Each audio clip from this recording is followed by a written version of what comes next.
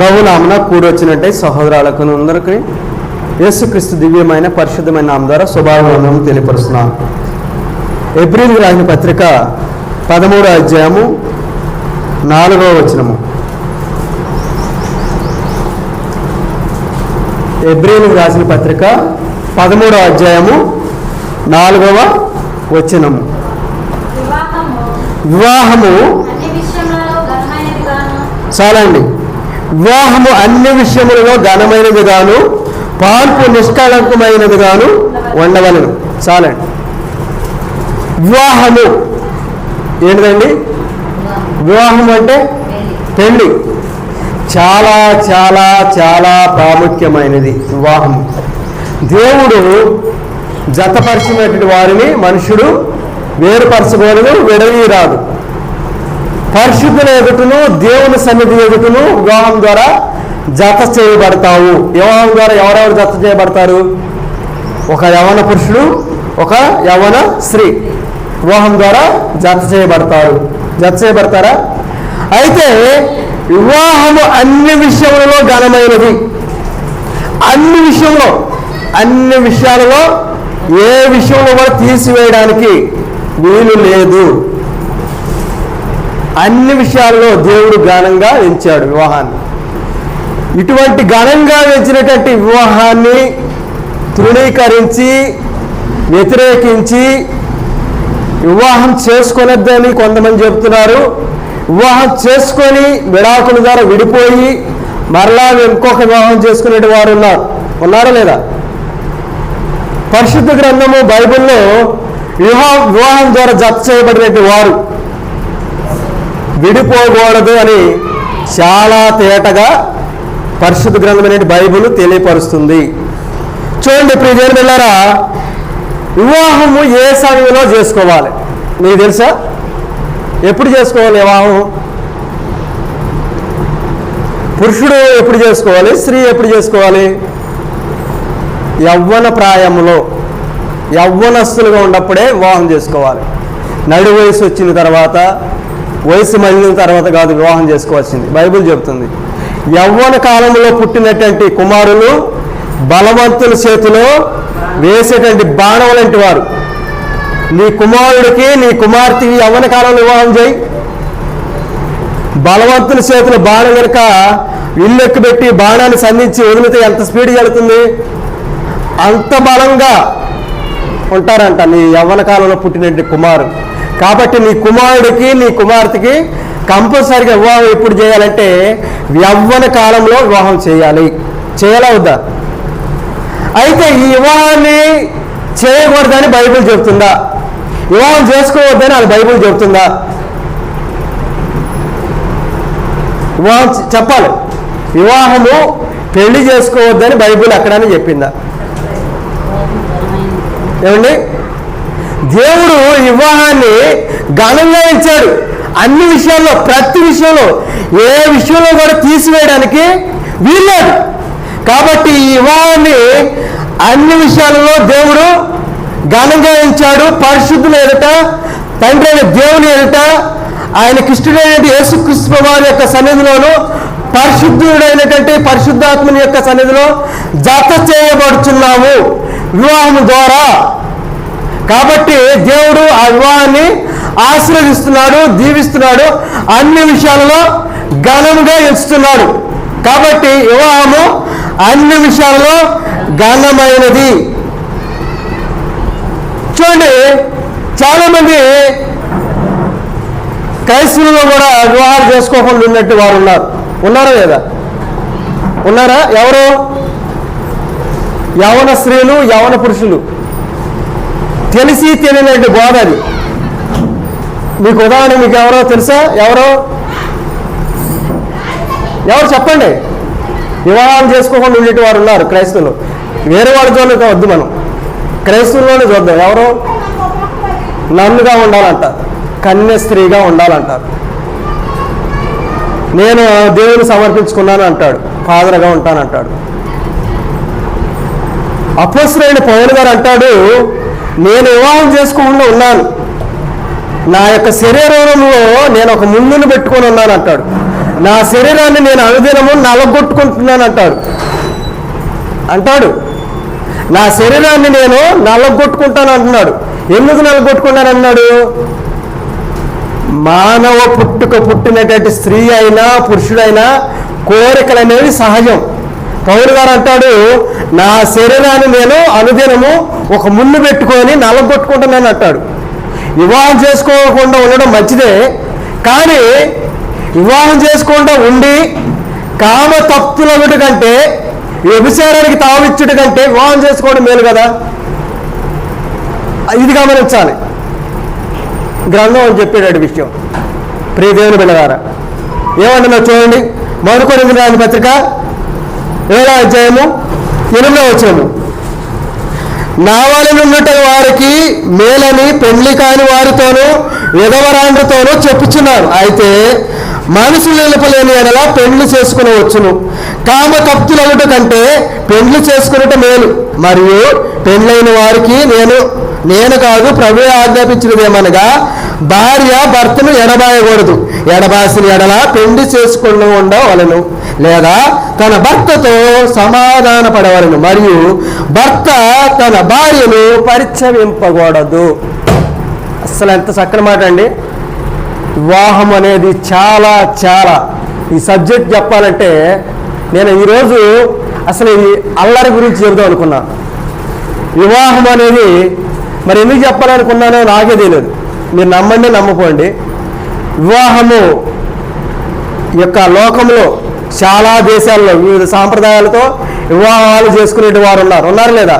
హిందువుల్లో వివాహం చేసుకుంటారు, ముస్లింల్లో వివాహం చేసుకుంటారు, క్రైస్తవులలో వివాహాలు చేసుకుంటారు. అయితే ఆయా దేశాల సాంప్రదాయాల ప్రకారము, ఆయా దేశాల అలవాట్ల ప్రకారము వివాహాలను చేసుకొస్తున్నారు.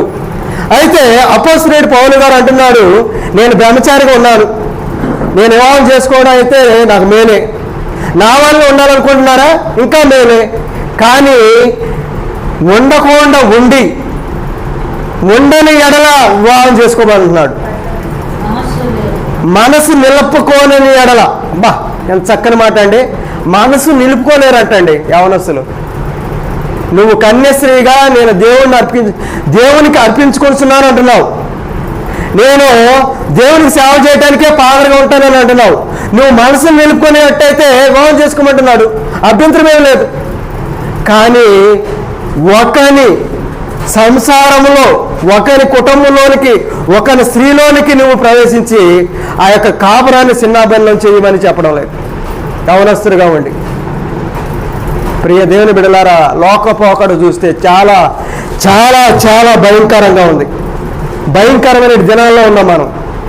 ఒక వ్యక్తి 3 పెళ్ళిళ్ళు చేసుకున్నాడంట, ఇంకొక తల్లి 17 పెళ్ళిళ్ళు చేసుకున్నాడంట.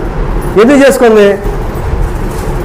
దేవుడంటే భయం భక్తి లేదు, దేవుడంటే వారికి నమ్మకం లేదు, దేవుడంటే అవిశ్వాసం వారికి తెలియదు. చూడండి ప్రియ దేవుని బిడ్డలారా, మనుషులు నిలపలేని ఎడలా వివాహం చేసుకోవచ్చును. ఏమన్నాడు?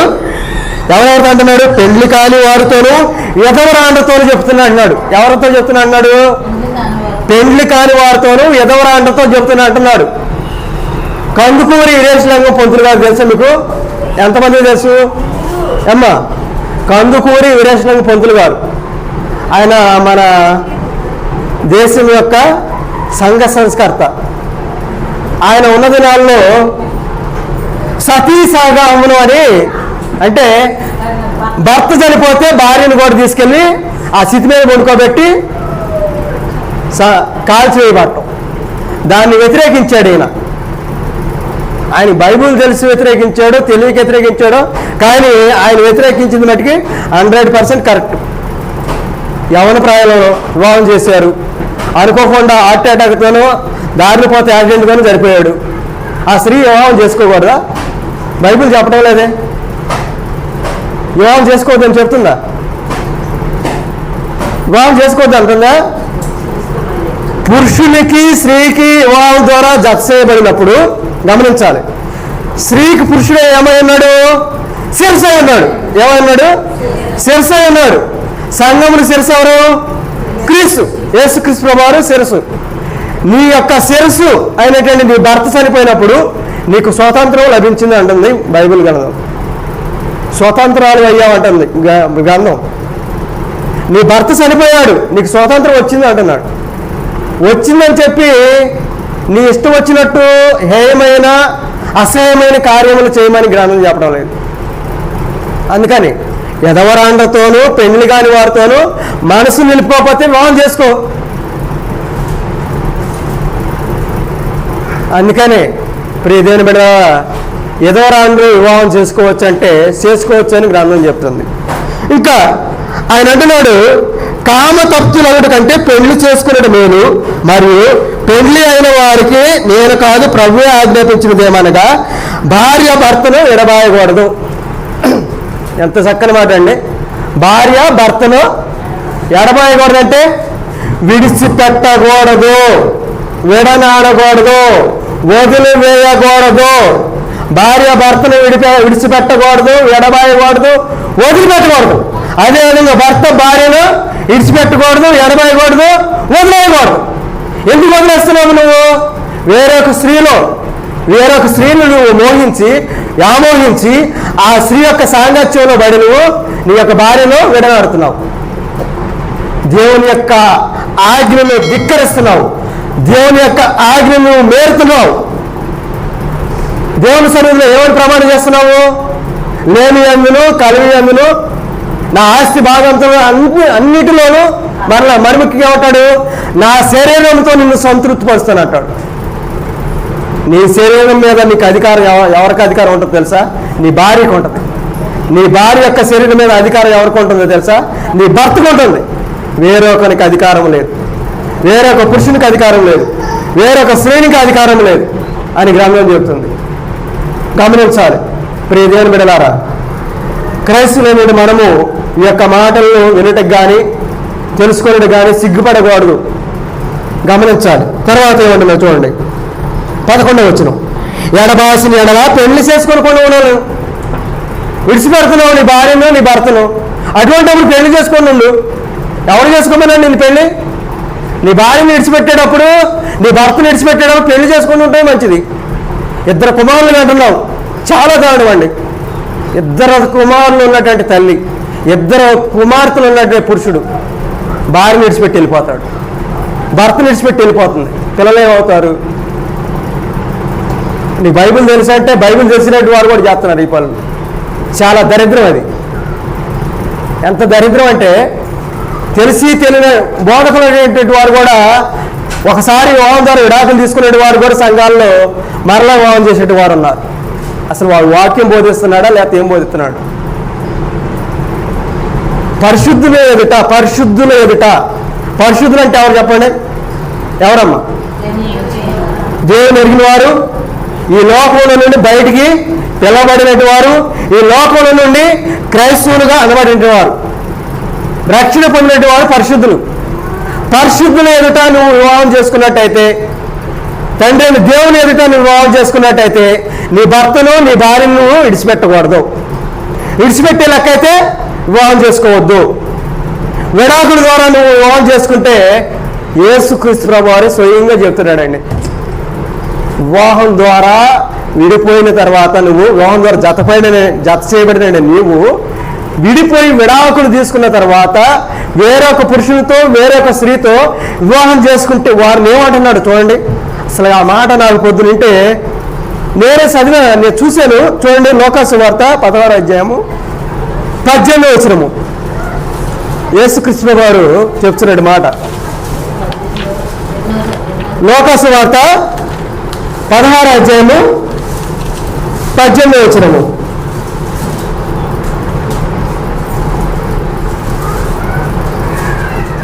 తన భార్యను విడనాడి మరి ఒకతను వివాహం చేసుకుని ప్రతివాడు వ్యభిచరించుతున్నాడు. భర్తను విడిచిన దాన్ని వివాహం చేసుకునేవాడు వ్యభిచరించుతున్నాడు. అబ్బా, ఎంత చక్కని మాట అండి. నా భర్త నాకు నచ్చలేదండి బ్రదర్, నేను విడాకులు ఇస్తాను బ్రదర్. నా భార్య నాకు నచ్చలేదు బ్రదర్, నేను విడాకులు ఇస్తాను బ్రదర్. నేను విడాకులు తీసుకుంటాను మమ్మీ. మా ఆయన నాకు నచ్చలేదు మమ్మీ. 2 పిల్లలు పుట్టాక నచ్చలేదంట ఆ మహానుభావురాలకి. ఈ మహానుభావుడికి 2 కుమార్తెలు పుట్టాక ఆ అమ్మాయి ఆ స్త్రీ నచ్చలేదంట. ఎందుకు చేసుకున్నావు? అసలు వివాహం ఎవరు చేసుకోమన్నాడు నిన్ను? అటువంటప్పుడు దేవుని సన్నిధిలో ఆజ్ఞించావు. ఏం చేశారు? ప్రతిజ్ఞ. ఏం చేశారండి? ప్రతిజ్ఞ. దాన్ని వాగ్దానం చేయటం అంటారా? ప్రతిజ్ఞ చేయమంటారా? వాగ్దానం చేయటమేనా? వాగ్దానం చేస్తారా లేదు దేవుని సన్నిధిలో? హిందువులైతే ఎలా చేస్తారు? వాళ్ళు కూడా 7 అడుగులు నడుస్తారు, అగ్నిగోళం చుట్టూ నడుస్తారా? అగ్ని సాక్షిగా వారి యొక్క బంధము ముడివేయబడుతుంది. 7 అడుగులు నడుస్తారు. వాళ్ళు కూడా ప్రమాణాలు చేస్తారు లేదా? ప్రమాణాలు చేపిస్తాడు పూజారి గారు. కంపల్సరిగా క్రైస్తవ వివాహం అయినా ఒక అర్ధ గంటలో ముగిస్తారేమో, కానీ వాళ్ళైతే కనీసం గంట సేపు మంత్రాలు చదివి చాలా ప్రతిజ్ఞలు చేపిస్తాడు పూజారి గారు వివాహం చేసేటప్పుడు. ఆ వాటన్నిటిని మీరుతున్నావు నువ్వు. నీవు విడాకులు తీసుకొని వేరొక పురుషునితో వేరొక స్త్రీతో నువ్వు కనుక వివాహం చేసుకుంటే ఏం చేస్తున్నావు అంటాడు తెలుసా? వ్యభిచారం చేస్తున్నావు అంటాడు. వ్యభిచారం అంటే మీకు అందరికీ తెలుసు. పురుషుణ్ణి భార్య వదిలిపెట్టి విడాకులు తీసుకొని ఇంకో పురుషుని కనుక పెళ్లి చేసుకుంటే అది చేసేది కాపురం కాదు, వ్యభిచారం. బైబిల్ చెప్తుంది, నేను చెప్తుంది కాదు మాట. చూడండి, నేను కల్పించి చెప్పానా? లోకాసు వార్త 16వ అధ్యాయం 18 వచనం. అందుకని మీరు బైబిల్ తీసి చదవండి, చూడండి. రమేష్ చెప్తున్నాడని కాదు, మీరు ఎప్పుడూ ఆలోచించొద్దు. బైబిల్లో ఉందా లేదా, ఆ విధంగా చెప్తున్నాడా, కల్పించి చెప్తున్నాడా, కంపల్సరిగా మీరు గమనించాలి. గమనించినప్పుడే నీకు బైబిల్ అర్థమవుతుంది. గమనించినప్పుడే నీకు భయం ఉడుతుంది. గమనించినప్పుడే నువ్వు హృదయంలోకి నీ యొక్క ఆ వాక్యము హృదయంలో గుచ్చుకుంటుంది. ఆ గుచ్చుకున్నప్పుడే నువ్వు రక్షణ పొందుతావు. 3000 మంది ఎందుకు పొందారు రక్షణ? అపోస్తలుల కార్యాలు 2వ అధ్యాయం పెంతెకొస్తు పండుగ దినం నాడు పరిశుద్ధాత్మని యొక్క ఆత్మ అగ్ని రూపంలోకి అపోస్తలుల మీద దిగి వచ్చినప్పుడు వారు చెప్పినటువంటి ప్రసంగము అక్కడ ఉన్నటువంటి 3000 మంది యొక్క హృదయాల్లోకి వాక్యము హృదయాలకి పొడవబడిందనండి. అంటే గొచ్చబడిందనండి. కత్తితో కనుక ఒక మనిషిని పొడిస్తే ఎలాగా వెళ్ళిపోతుందో కత్తి ఆ మనిషి యొక్క శరీరంలోకి, వాక్యం కూడా ఆ యొక్క 3000 మంది యొక్క హృదయాల్లోకి పొడవబడిందని అంటారు. అందుకని వారు మనసు నొచ్చుకొని అయ్యాలారా మేమేం చెయ్యాలి అని అంటారు. మీరు బాప్తిసం పొందాలంటాడు. బాప్తిసం పొందినట్టనే నీకు పరిశుద్ధాత్మ అనే వరం వస్తుంది. పరిశుద్ధాత్ముడు నీకు తోడుగా ఉంటాడు, కంపల్సరిగా ఉంటాడు. పరిశుద్ధాత్ముని యొక్క కాపుదల నీకు ఉంటుంది. అవునండి, నిజం. పరిశుద్ధాత్మ వరము కలిగినట్టే దైవ సేవకులు. ఏ రక్షణ పొందినట్టు వారికి లేదా పరిశుద్ధాత్మ వరం? అందరికీ ఉంది. చూడండి, తర్వాత వివాహం అనేది చూడండి ప్రియమైన బిడ్డలారా, ఈ రోజుల్లో చాలా కామన్గా కొన్ని దేశాల్లో అయితే ఈ వివాహ బంధాన్ని లెక్క చేయడం వారు లేరు. ఒకరిని విడిచిపెట్టి ఒకళ్ళు 2 చేసుకోవచ్చంట, 3 చేసుకోవచ్చంట కొన్ని దేశాల్లో ఆ యొక్క సాంప్రదాయాలు. తర్వాత కాబట్టి యవ్వన స్త్రీలు వివాహం చేసుకొని గృహ పరిపాలన చెయ్యాలా వద్దా? యవ్వన స్త్రీలు ఉద్యోగం చేయాలా, గృహ పరిపాలన చేయాలా? గృహ పరిపాలన అంటే గృహాన్ని పరిపాలించడం. స్త్రీకి గృహ పరిపాలన ఇవ్వబడింది. పురుషుడు వెళ్ళి సంపాదించుకొస్తుంటే స్త్రీ ఏం చేయాలి? ఇంటిలో పరిపాలన చేయాలంట. రాజ్య పరిపాలన, గృహాన్ని పరిపాలించే అధికారం బైబిల్ ఇస్తుంది. ఎలాగంటే నీ పిల్లలను కనిపెట్టుకుంటూ, నీ భర్తను కనిపెట్టుకుంటూ గృహ పరిపాలన చేస్తూ ఉండాలి. సరే, ఉద్యోగం చేయాలనుకోండి, చేయి తప్పలేదు, కానీ నీ మనసు నిలుపుకోవాలి. నీవు విరోధికి, అపవాదైనటువంటి విరోధి అయినటువంటి వాడు ఆ సాతాను క్రియలకు నువ్వు తావీయకూడదు అంటున్నాడా లేదా? చూడండి, 1 తిమోతి రాసిన పత్రిక 5వ అధ్యాయము 14వ వచనము. కాబట్టి యవ్వన స్త్రీలు వివాహం చేసుకొని పిల్లలను కని గృహ పరిపాలన జరిగించుచు నిందించుటకు విరోధికి అవకాశమే కొండవలను అని కోరుతున్నాను. అబ్బా, అపవాదికి తావేయకూడదండి. నువ్వు ఉద్యోగం చేయి తప్పలేదు, నువ్వు కూలి పనికి వెళ్తున్నావు తప్పలేదు, నీ పిల్లలను పోషించుకొని నీ గృహ పరిపాలన చేయి తప్పలేదు.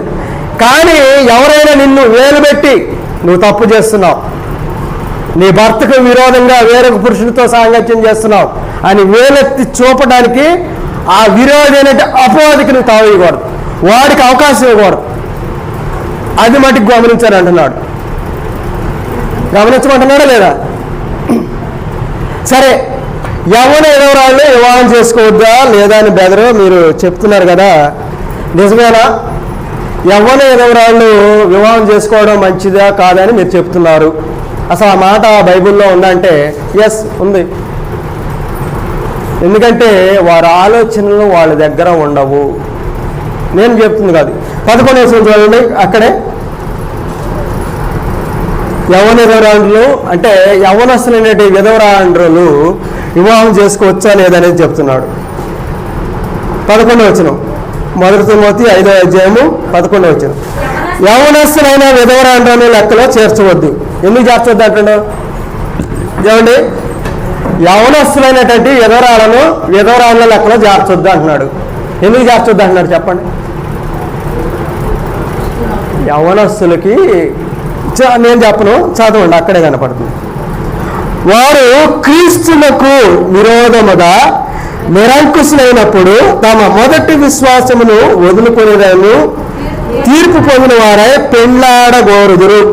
మరియు వారు ఇంటింట తిరుగులాడుచు బద్ధకరాండ్రొకటికి మాత్రమే గాక ఆడరాని మాటలాడుచు వదరబోతులను పరుల జోలికి పోవారు ఒకటిను నేర్చుకుందరు. ఏం చేస్తారండి?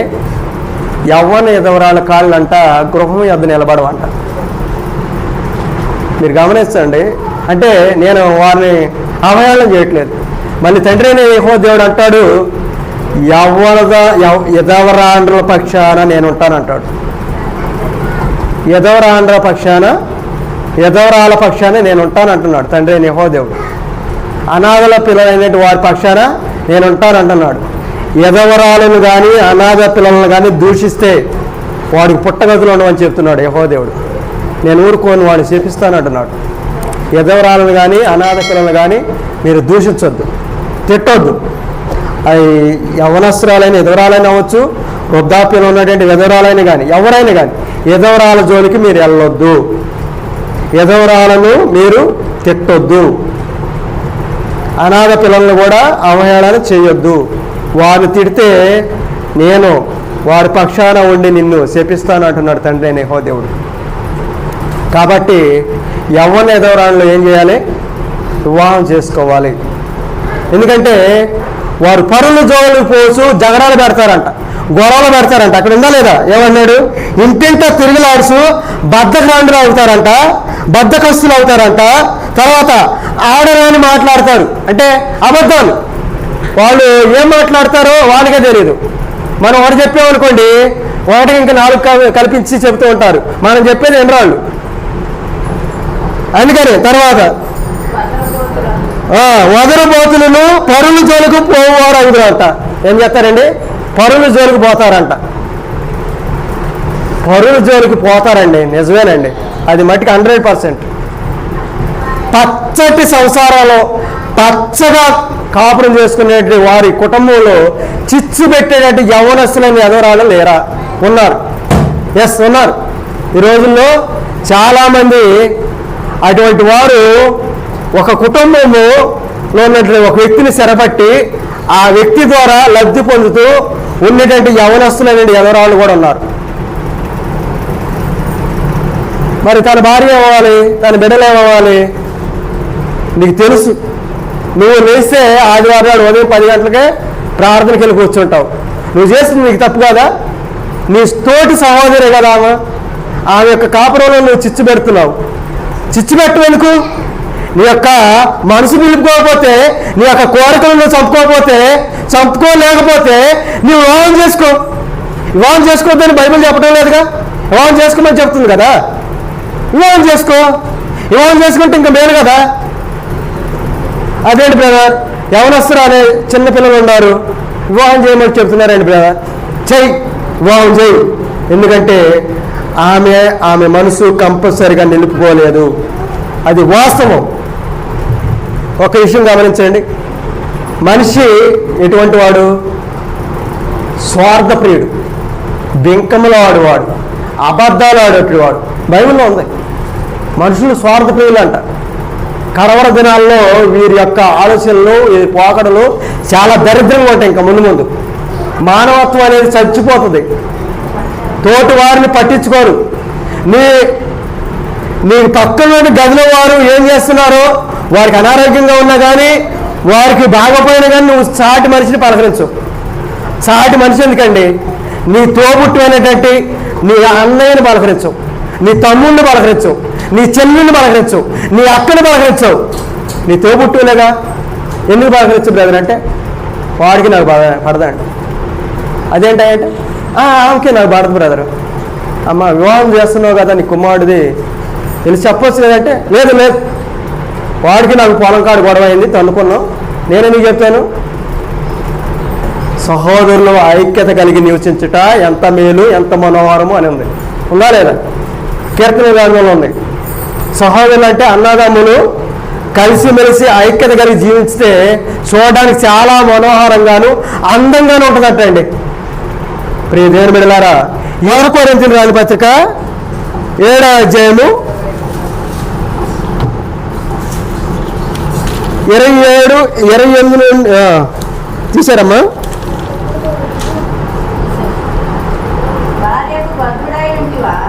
చదవండి. భార్యకు బద్ధుడై ఉంటువా, విడుదల కోరవద్దు. భార్య లేక విడిగా ఉంటువా, వివాహము కోరవద్దు. అబ్బా ఏమన్నాడు? ఆయనను నువ్వు పెళ్లి చేసుకుని పాపము లేదు, కన్యక పెళ్లి చేసుకుని ఆమెకు పాపము లేదు. అయితే అట్టి వారికి శరీర సంబంధమైన శ్రమలు కలుగును, అవి మీకు కలుగకుండా వలనని కోరుచున్నాను. అది కన్యత్వాన్ని సమర్పించుకొని దేవుని సేవ చేయమని బైబిల్ చెబుతుందా? చెయ్యి, తప్పులేదు. కానీ నీ శరీరాన్ని నువ్వు నలగొట్టుకోవాలి, కొట్టుకోవాలి. అసలు 400 కొరడాలు దెబ్బ పెట్టి కొట్టుకో. ఎందుకో చెప్పనా? సిగ్గు పడకుండా చెబుతున్నా. నువ్వు ఉప్పు కారం తింటున్నావు అంతే. కాబట్టి నీ యొక్క కోరికలు నువ్వు చంపుకోవాలంటే నీ శరీరాన్ని నువ్వు నలగొట్టుకోవాలి. పౌలు గారు అయితే నా శరీరంలో నేను ముందు పెట్టుకున్నాను అంటాడు. నీ శరీరం ద్వారా వచ్చేటువంటి శ్రమలు, ఆలోచనలు వస్తాయి. తోటి వారిని చూస్తే అయ్యో నా యవ్వనం, నా వయసు గడిచిపోతుంది, నిజంగా నేను ఇలా ఎందుకు వచ్చానని బాధపడే సందర్భాలు చాలా సందర్భాలు వస్తాయి. అటువంటిప్పుడు నువ్వు మనసు నిలిపోతే వివాహం చేసుకో. విడిగానే ఉంటావా? ఓకే, మనసు నిలుపుకో. విడిగా ఉండలేకపోతున్నావా? వివాహం చేసుకో. ఏమంటున్నాడు? భార్య, చదవ మళ్ళీ ఒకసారి, భార్యకు బద్ధుడై ఉంటావా. అబ్బా ఇది విడుదల కోరొద్దంట. విడుదలంటే భార్యను ప్రేమిస్తున్నావు, భార్యను బిడ్డను ప్రేమిస్తున్నావు, కానీ విడుదల కోరొద్దు. నీ బిడ్డల నుండి, నీ భార్య నుండి విడిపోవద్దు, విడాకులు కోరొద్దు. ఎంత చక్కని మాట అండి. తర్వాత విడుదల కోరవద్దు. తర్వాత ఏమంటున్నాడు? భార్య లేక విడిగానుంటివా. అబ్బా భార్య లేకుండా విడిగా ఉందాం అనుకుంటున్నావా? అయితే వివాహం చేసుకోవద్దు అంటున్నాడు. ఎంత చక్కని మాట అండి. భార్య లేకుండా నేను విడిగానే ఉంటాను అనుకో, వివాహం కోరొద్దు. వివాహం కోరేవా నీ భార్యని విడిచిపెట్టద్దు, వివాహం కోరేవా నీ భర్తను విడిచిపెట్టవద్దు. కంపల్సరీ గమనించాలి. వివాహము అనగా అల్లాటప్ప విషయం కాదు సుమా. వివాహము అన్ని విషయములలో దేవుడు దాన్ని దీవించాడు, ఆశ్రయించాడు. వివాహం ద్వారా జత చేయబడిన ఇరువురు ఏం చేస్తారు? సంతానాన్ని అభివృద్ధిపరుస్తారు. నీ యవ్వన కాలమందు నీ భార్య అందు సంతోషించమంటాడు. కీర్తన గ్రంథంలో సామెతలు ఉంది. తోటి పురుషుని ద్వారాను తోటి స్త్రీతో కాదు సంతోషించమనేది, నీ భార్య ద్వారా. నీ భార్య దగ్గరికి వెళ్ళి సంతోషించు అంటాడు. నువ్వు మనసు నిలిపోతే, నీ భార్య కొన్నాళ్ళు విడిచిపెట్టిందనుకో, నువ్వు మనసు నిలిపోతున్నావు, వెళ్ళి కలువు, కానీ అసహ్యమైన క్రియలు చేయొద్దు అంటాడు. యవ్వనస్తుడా నీ యవ్వన కాలాన్ని పరస్త్రీకి ఇవ్వద్దు అంటాడు. యవ్వనస్తురాలా నీ యవ్వన కాలాన్ని పరపురుషునికి ఇవ్వద్దు అంటాడు. కాబట్టి విడుదల కోరొద్దు, విడాకులు తీసుకోవద్దు. తర్వాత వివాహ బంధం ద్వారా ఒకటైనటువంటి వీరు చేసినటువంటి క్రియలు ఇంకా ఎలాగ ఉన్నాయంటే, పాన్పు నిష్కళంగా ఉండాలంటండి. అబ్బా, ఈ మాట కూడా చెప్పాను నేను సిగ్గుపట్ల. పాన్పు అంటే ఏంటి? పడక కూడా పవిత్రంగా ఉండాలంటండి. అసలు బైబిల్లో ఈ విషయం లేదు అంటానికి వీల్లేదు. అసలు ఈ విషయం గురించి బైబిల్ చెప్తుందా? నిజమేనా బ్రదర్? మీరు చెబుతున్నారా లేకపోతే కల్పించి చెబుతున్నారంటే ఇందాక మన వాక్యపాఠం చూడండి, ఏప్రిల్ రాజ పత్రిక 13వ అధ్యాయము 4వ వచనంలో అది చెప్తుంది. నేను ముగిస్తాను.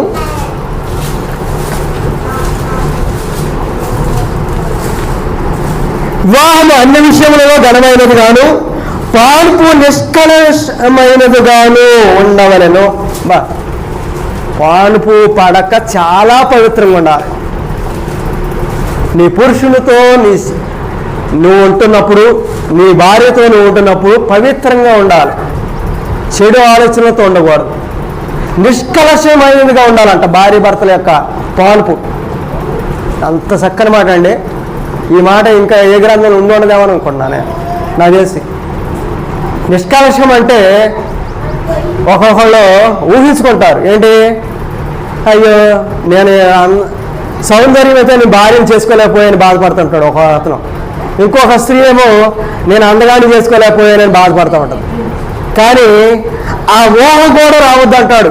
ఆ పడక మీద, ఆ పాన్పు మీద నిష్కలశమైనదిగా ఉండాలంట.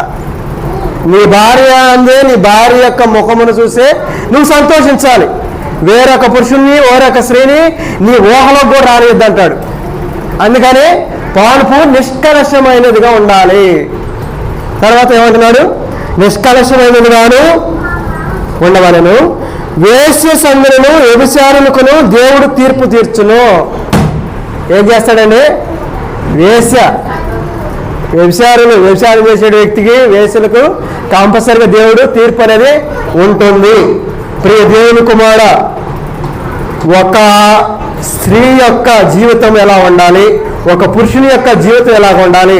కంపల్సరిగా వివాహం ద్వారా జత చేయబడిన వారు భర్త ఎడంగా ఉన్నా కానీ, భార్య ఎడంగా ఉన్నా కానీ, నీ ప్రార్థనకు ఆటంకం రాని నిమిత్తము నువ్వేదో నీ భర్తను కలుసుకోమని ఉంది. కొరింథీయులకు రాసిన పత్రికలో ఉంది ఆ మాట. ఆ మాట కూడా చెప్పమని చెప్తాను. నీ యొక్క ప్రార్థనలకు ఆటంకం కలగకుండా నిమిత్తము నువ్వు వెళ్ళి నీ పురుషుని కలుసుకుంటారు, నీ భార్య నేను కలుసుకుంటాడు. నువ్వు కోరిక నిలుపుకోలేకపోతే, కోరిక నిలుపుకోలేకుండా పరస్త్రీతో సాంగత్యం చేయమని కాదు. భార్య పుట్టింటికి వెళుతుంది ప్రసవానికి, వేరొక స్త్రీతో సాంగత్యం చేయమని ఏంటి? నీ భార్య దగ్గరికి వెళ్ళి సంతోషంగా ఆమెతో గడుపు, నీ భర్త దగ్గరికి వెళ్ళి సంతోషం గడుపు. ఉద్యోగం ఎక్కడో ఉద్యోగం నిమిత్తం నీ పురుషుడు ఉన్నాడు, మనసు లేకపోతున్నావు. చాలా కుటుంబాలు సంసారాలు విడిపోతున్నారు. పురుషుడు వ్యాపారం నిమిత్తమో ఉద్యోగ నిమిత్తమో పరదేశం కానీ ఊరు కానీ వెళ్ళినప్పుడు కోరికలు నిలుపుకునే వారు వేరే స్త్రీని వివాహం చేసుకోవటం, వేరొక వారితో సాంగత్యాలు చేయటం, ఇవి ఎక్కువైపోయినాయి. అది కాదు, దగ్గరున్నా కానీ పిల్లల్ని విడిచిపెట్టి మహానుభావురాలు మహానుభావులు ఉన్నారు. అటువంటి అప్పుడు నీ వివాహం చేసుకోవద్దు. వివాహం చేసి విడాకులు చేసుకుంటున్నావా? ఆ విడాకుల ద్వారా నువ్వు 4 పెళ్ళిళ్ళు చేసుకో, 10 పెళ్ళిళ్ళు చేసుకో, 5 పెళ్ళిళ్ళు చేసుకో, 2 పెళ్ళిళ్ళు చేసుకో. నువ్వు చేసేది కాపురం కాదు, వ్యభిచారం. వ్యభిచారులు ఎక్కడ ఉంటారు తెలుసా? 2వ మరణానికి పాత్రలు అవుతారు. కాబట్టి దేవుడు వివాహాన్ని అన్ని విషయములలో ఘనమైనదిగా ఎంచాడు, పరిశుద్ధమైనదిగా ఎంచాడు. పరిశుద్ధుల ఎదుట నువ్వు ఒకటి చేయబడుతున్నావు. పరిశుద్ధుని ఎదుట వాగ్దానం చేసి ఒకటిగా నీ భార్యను సంతోష పెట్టాలి. తర్వాత అపోజిట్ పౌలు గారు ఒక మాట అంటున్నాడు, సంఘానికి క్రీస్తునికి మధ్య ఉన్నటువంటి అనుభవ సంబంధం ఏంటో తెలుసా? భార్య భర్తల సంబంధాన్ని ఎంచాడు పౌలు గారు. అయితే ఇక్కడ నేను భార్య భర్తల గురించి చెప్తున్నానంటే అది కాదు, నేను సంఘములకు క్రీస్తుకు ఉన్నట్టు మధ్య వారి ఇరువురికి ఉన్నటువంటి సంబంధం గురించి చెప్తున్నాను. ఈ మర్మము గొప్పదంటాడు.